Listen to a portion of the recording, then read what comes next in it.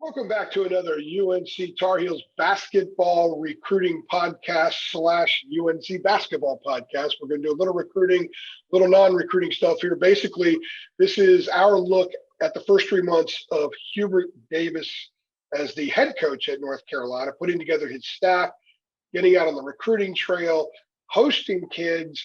I would say that, David, we have learned an awful lot about Hubert Davis in the last few months. And really, it's been a layering process. The first month, get to know Hubert a little bit, see him in a different light than we'd seen him before. Then it was May.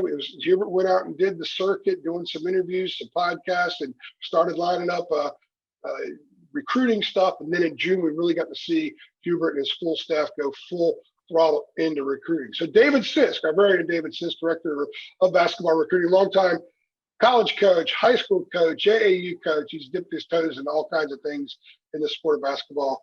He, of course, joins me right now, as he so often does. And David, 3 months in, what are some of the immediate things that come to mind when you think of the job that Hubert Davis has done and what you've learned about Hubert Davis?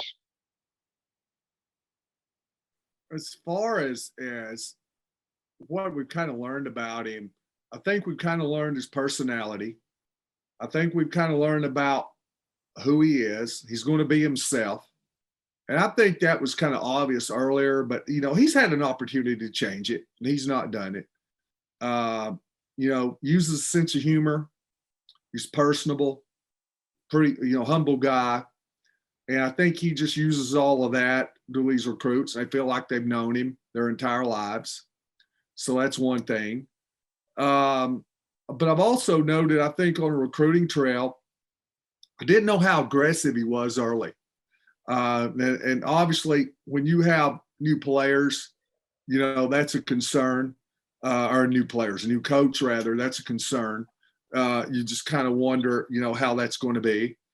And but I've just noticed, with all the visits, with, taking, for example, last week when he visited players, watching them play during the live period, he took his entire staff with him. So he's going all in, and that makes an impact. When you say, okay, I don't know, I'll name it, let's just say Jalen Washington, and you say, okay, Purdue was there, Indiana was there, North Carolina was there 4 deep, they read Twitter, and that makes a difference.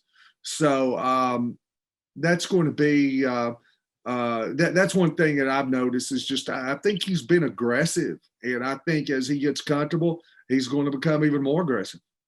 And let me remind everybody, you can go over to TarHeelIllustrated.com. It's just $8.33 a month. You can sign up and be a premium subscriber, get access to literally everything we do, which is like 99% of David's stuff is premium. So go ahead and sign up and check out everything he puts on the board, and all of his written articles are premium. And we don't do a ton of basketball recruiting podcasts, so you've got to sign up to get most of his wisdom. Now, to stay on what you were just talking about right there, if you show up with your whole staff, is that a sign of being aggressive?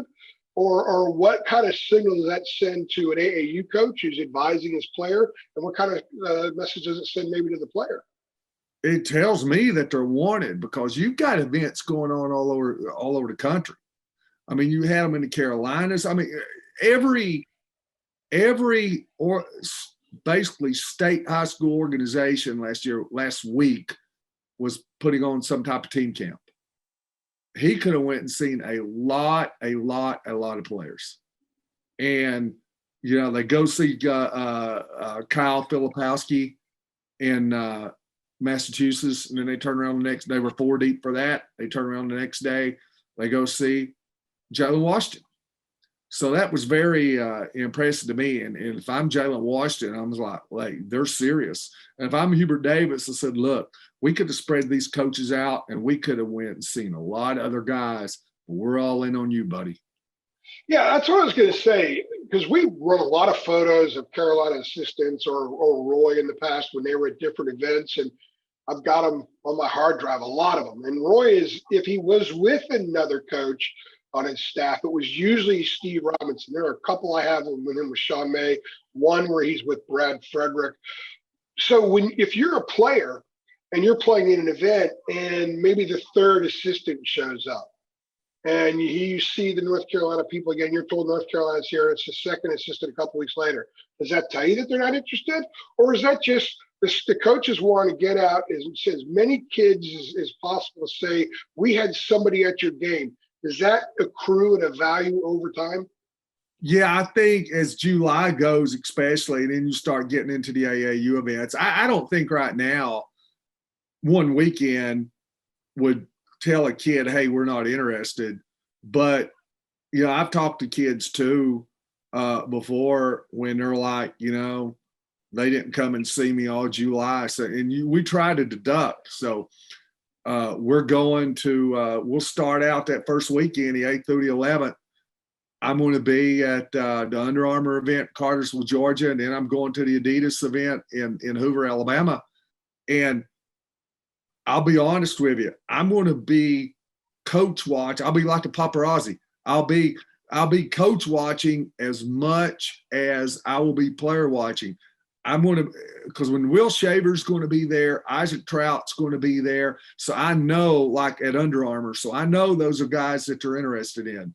But I want to see, okay, where's Jeff Lebo? Where's Sean May? Where's Hubert Davis when he's there at those events? Where are they? And you can kind of figure out at these events who are the new guys they're watching. You know, you know if they go watch Team Charlotte, you know, whoever, I'm like, okay, now who are the best players in that organization on the court right here that they're keeping tabs on. So that's something we're going to watch very closely. And if they have guys that they've not offered or guys that we thought they would be in on and they're not there, then that kind of tells me that ship's probably sailed. You mentioned one of the things that you've learned about Hubert so far in his first 3 months. And I think a lot of this has come through what we've heard kids that he's talked to, what they've told us is that he's humble. Yeah. He doesn't talk a lot about his NBA experience, yet he had a long, successful NBA career where he made quite a bit of money. What do you gauge from that? If you're a 16-year-old kid sitting at home and you're talking to Hubert Davis via Zoom, or you're in his office with your family, or whatever it is, and there's not a lot of talk about playing on the Knicks and playing with Oakley and playing with Ewing and Starks and those guys. It's more about the experience you had when you played for Dean Smith and the experience you saw kids have that played for Roy Williams. What is he selling, and what are you receiving as a kid or as a parent or as an AAU coach? Probably, just to tell our age, that sounds like recent history to us, but if you bring up a 17-year-old kid, hey, I played with, the New York Knicks with Patrick Ewing and Charles Oakley, and they'll probably ask, well, did you ever play against George Mikan? You know, did you use peach baskets? Did you play against the Minneapolis Lakers? But he, in all seriousness, I believe he uses it to really build up his time at North Carolina. Because the brand, he's selling the brand at his time being immersed in the brand, right? Well, Jeff Lebo and all these guys are North Carolina players, but I know even, let's take even Justin Taylor. Justin Taylor decided to go to Syracuse, but one thing Justin Taylor talked about, he said, they've told me if I go, for North Carolina, how to prepare. Hubert Davis was a shooter and played at North Carolina for 4 years, won a national championship. Jeff Lebo was there. They both, he played for Dean Smith. So they both kind of can help me, get to a level I want to get to help me coach my position. But they also played at North Carolina, during some of the most hectic times. So they can tell me what to look for and how to prepare for it. So like you said, they're really building up the brand, but also their experience. They can share everything that goes with it. But why not pound the chest a little bit? Was he 12 years in the NBA? Even if the kids don't know the names, they know 12 years in the NBA, they know bling.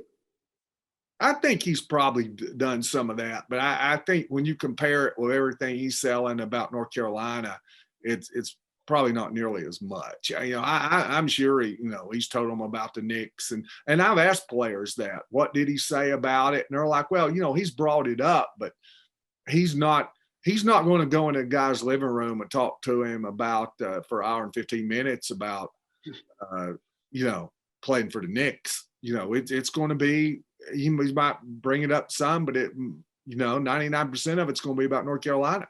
Well, because he's also recruiting them to go play North Carolina. He's not recruiting them to go right to the NBA. So that's the offer. If Hubert Davis was the head coach at Indiana or St. John's or somewhere like that, he'd probably talk about the Knicks and probably talk more about the NBA because he's not trying to sell North Carolina. But he played at North Carolina, had great success, won the national championship at North Carolina, and that's what he's trying to get another one. So, that I think that probably takes precedent a little bit more. Us in the local media have not had a chance to talk to Hubert since his introductory press conference. We're supposed to have something coming up here pretty soon, but we're going to get him. Obviously, we weren't going to get him in June. Roy used to do summer pressers in June most years. Obviously, that wasn't going to be the case this year with how hectic June was. But there have been opportunities to hear and read transcripts of what Hubert has said. He did a podcast with Andy Katz. I think he did one with John Rothstein. He's done a few things here and there.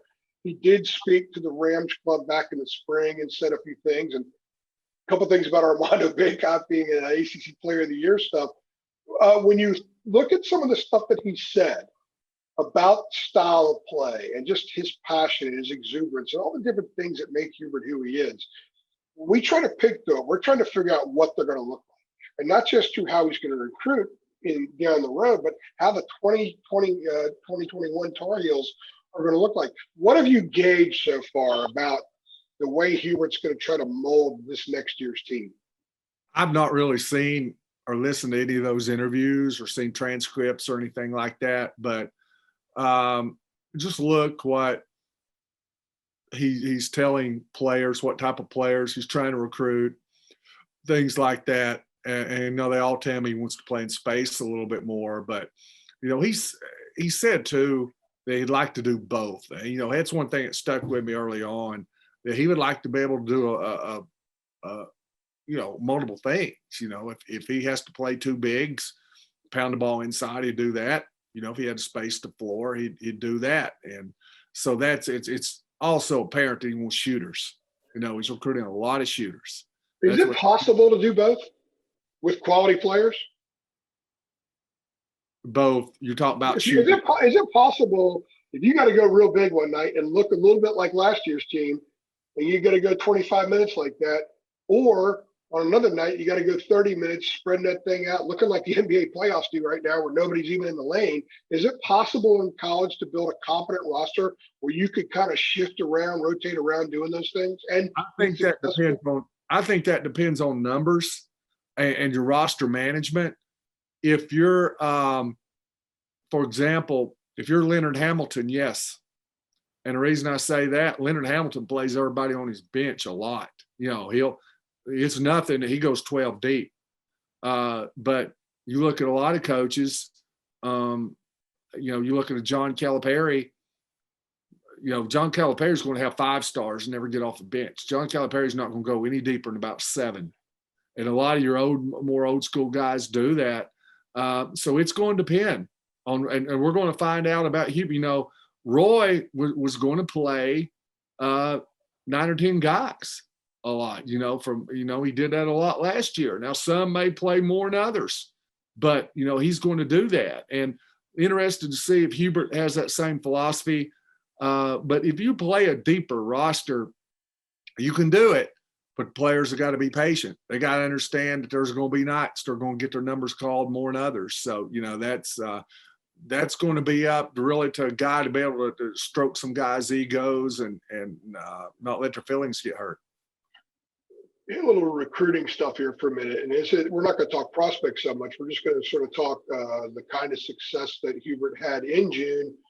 How much do you think getting Will Shaver to commit right away took some pressure off Hubert? Maybe he also gave him some confidence because this is his first time diving into it. And right out of the gate, bam, he's got a kid committing. And so he had one in the book. And once you got one, it's a little bit easier to move forward as opposed to maybe going three weeks in. Some other schools are getting kids to pop and he didn't have any. How important do you think that was? Relieving pressure and giving him confidence, and also showing the fan base, hey, this guy's got it. He can do this. I think it probably gave him confidence. As Ric Flair used to say, you can be first. What was he said? You can't be first, but you can be next. So I guess there's only one first one. But That's a Bruce Young quote too, by the way. If Bruce is paying attention, he's our former photographer. He used to say that all the time to the point where I almost got tired of it. But it's okay where you say it. He stole it from a Nature Boy then. He loves a Nature Boy, trust me. Okay, well, you know where he got it. But little unhealthy to an unhealthy level, I would think. I don't know that I don't know that as far it helped confidence. Now I don't know about relieving pressure because I've got a good friend of mine in recruiting media. So as soon as Shaver committed, he texted me and said, this guy's like ranked number 138. What's he doing? So I don't know that got much. I think you got to get a buzz to relieve some pressure. And I think Seth Trimble did that. Okay. But I think confidence on his end, just being able to get, I think, like I said, you got to get that first guy. And then as far as just relieving pressure, I think Trimble. I think Trimble really, like I said, he's getting a guy here that's potential 5-star and definitely going to be top 30 in country when it's over in 2022. So, he went out and got his big fish right there. You can look at Seth Trimble right now and think 4 years down the road, you could see him in the NBA, no doubt about that. I'm not sure. I'm not saying Shaver won't. I haven't seen him in person. I haven't seen enough of him. That's not my area right now. But from what I do know, when you look at his ranking and look what I've seen on film, it would be more of a process for him to get there and for someone to envision that. Okay, you talk to a ton of people. You talk to coaches in the industry. You talk to people who cover recruiting in the industry. You talk to people all around the industry, even regular mainstream media. What are you hearing people say about, hey, Hubert Davis, blank, blank, blank, when the topic of Hubert, North Carolina, have come up here in the last month or so? Not a whole lot yet. I'll be honest with you. You're going to have a lot more when things I see are like on Twitter more than anything else. But you still see people in recruiting media and college sports media, and they know that it's tough to beat a guy after the guy. So, just natural to say there's going to be more respect for Roy Williams out there right now as a coach than there was Hubert Davis. And that's not a knock on Hubert Davis. That's just the way it goes. Yeah. When you compare one of the greatest, a guy that's probably on Mount Rushmore compared to a guy that's never coached a game. Yeah. But I've had other people tell me within the industry that they expect him to be just fine, that, that the fans need to be realistic right off the bat. No knee jerk here. Because the North Carolina brand, and I've heard you say this, he's more level-headed. He's not Matt Doherty. The North Carolina brand will sell itself. He'll be able to recruit. He'll get the players there. You've just got to, there may be some growing pains. Who knows? There may not be. But if I look at guys like Juwan Howard, for example, it just makes me think that, he's going to be ready. For guys with NBA experience that have not, been head coaches before. So I think he's going to do fine. How good, we'll see, but it's certainly not going to be a flop. And I think, like I said, I think for the most part, those within the business know that North Carolina will be just okay. They're going to be, I shouldn't say just okay. They're going to be okay. They're going to be fine. You just got to, fans just got to be patient with him. Yeah, when I talk to some of my peers in the industry around here, the thoughts are, hey, he got a couple of kids in the first month. He's transitioned well. He was able to get Manic, so he's been able to bring in not just high school kids, but a kid to come over who had a lot of success in Oklahoma. But we're not going to know really anything until he starts coaching. I've told you the story. I think I've said that on here before. I think I said it when he first got hired. Barry Switzer tells the story. He was a young guy at Oklahoma. He was like 30 years old when he got the head coach's job at Oklahoma, took over. We come right off the heels of Bud Wilkinson. And I think he won like 28 games, maybe had a tie in there somewhere, but he, like his first 28 games, he never had a loss. And when he did lose, some guy called into a local television station there in Oklahoma City and said, I knew if we hired that SOB, he'd lose a game every 3 years. So, don't be that guy. Yeah, but I think it'll really, Hubert checks a lot of the boxes. We've talked about this before, but let's see how he handles not just team building. A lot of coaches coach in late November to win that game like it's late March. Roy would maybe at the last couple of minutes, but he would handle it differently in November than he would in late March. It'll be interesting to see how Hubert does that stuff, how he layers the team. Does he throw everything at him by Thanksgiving, or does he continue to add stuff as they go along? How does he handle timeout situations? All that stuff's gonna evolve over time. I think that's ultimately going to determine. It's going to be a different look. Well, he's going to do things his own way. He's not going to be Roy Williams, and that's the thing I like about him. He's not trying to be Roy Williams. Yeah. And I can't look at any indication so far where I'm like, look, this guy just got to be himself. He can't be Roy. Yeah. But I remember, the first year that Kirby Smart was coaching football at Georgia, and Vince Dooley, he had some blunders that first year. And Hubert Davis, Vince Dooley, they asked him about it, and he said, yeah, there were some learning curves. I remember a game when I was covering Vanderbilt, and Georgia's got it on about the 40-yard line. All they got to do is kick a field goal to win. Well, they had to go for it. They were too far out. So they got, 4th down and 1. He's thinking he had Nick Chubb in the backfield. So instead of having Nick Chubb out there on the field at 4th and 1, he was playing a 160-pound tailback. And they ran a student body right, and they just wrapped him up in the backfield. They'd never stopped Nick Chubb. So it was things like that. So, but Dooley said, look, you just got to be patient. You got to get through it. He'll be okay. And I think he's done pretty well for himself. He said, you've got to get through those growing pains. And there are going to be some growing pains where I know when early on, I would still do it as a coach, but especially early on, like you're in tight game situations, you're like, what can I have done differently? And then you're asking other coaches, and you're asking people that know, more experience than you are, what did you see in that late game situation that I could do differently? So, I still remember advice I got almost 30 years ago. North Carolina fans, by the way, will remember that Kirby Smart's first game as head coach of Georgia was against North Carolina in Atlanta. And one of the reasons Georgia won that game, 2 reasons. One, because Carolina really screwed up in the second half, some coaching blunders. And the other reason was because of Nick Chubb. Nick Chubb just ran right over the Tar Heels defense. So, yeah, I think 3 months in, it's hard to give. It's an incomplete grade, but based on the things that he has to do during this time of year, I think he's done pretty well. I think he made a couple of mistakes out of the gate, but he quickly made up for it. And I really like the whole staff going to see a kid. I like that show of force. You're focusing that day on that kid. And I've told, you've met a lot of, people who have been very, very successful in life, some of whom are famous. And when you're around them, sometimes they make you feel, even in that 90 seconds you're with them, you're the only person that they care about talking to that day. And when the staff shows up in force like that, I think that's a really good message. And by the way, going about things differently than Roy, he's done so very respectfully. It's not like he's saying, hey, well, we need to do this different. He's just saying, this is how I do things. Yeah. And it doesn't mean the other way is the wrong way. This is just the way I do things. And I think it's been a very respectful. And we're going to see a lot more differences in Carolina fans who pay a lot more attention in the winter than they do in the summer. They're going to see some changes as well.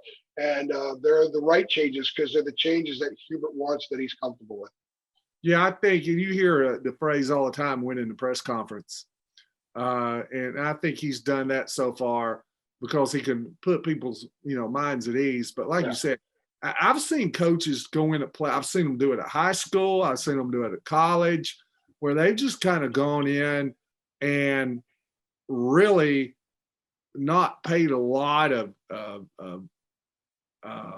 attention to the tradition, to the brand, and come in and try to do exact 180, and they never had a chance to get out of the gate. It just totally alienated everybody. And Matt Doherty did that. Yeah.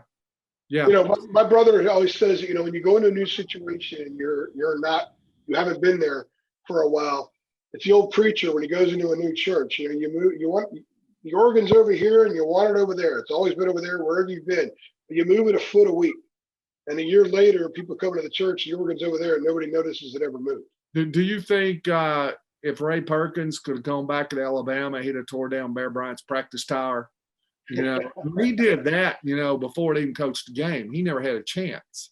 Yeah, well, yeah, I agree with you. I think you have to respect where you are. And that's the beautiful thing about Hubert, because he has experienced UNC in a deep, passionate way under Dean, under Roy, been a part of all kinds of success. And all those other associations that he's had in the sport have helped him out too, which make him different. It means he's not a carbon copy. When you spend time working under the people he did in the NBA, some of the greatest coaches in NBA history, true legends, innovative guys, you're not just going to be Dean / Roy. You're going to be a lot more. And I think that's what we're seeing.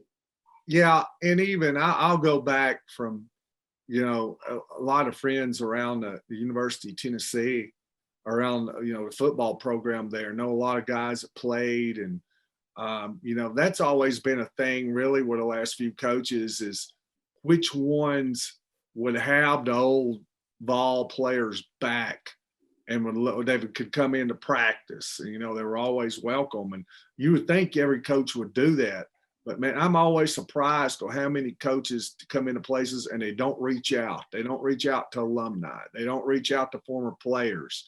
You have those guys that feel like they're never welcome there. And when that happens, it just rarely ever works. Now, so many coaches, and I've told people this before, and I don't mean this in disrespect to any way, shape, or form, but so many coaches in football and basketball, probably more so football, they have this mindset where they're constantly planning the D-Day invasion. And you're not going to bring a ton of people into your tent when you're planning something big like that. And so I agree with you. I like the coaches that come in and get really involved and embrace and truly embrace history, not just say stuff, but truly embrace it.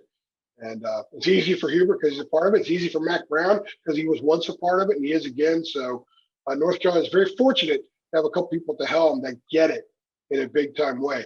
He's David Sisk. I'm Andrew Jones. We appreciate you guys stopping by.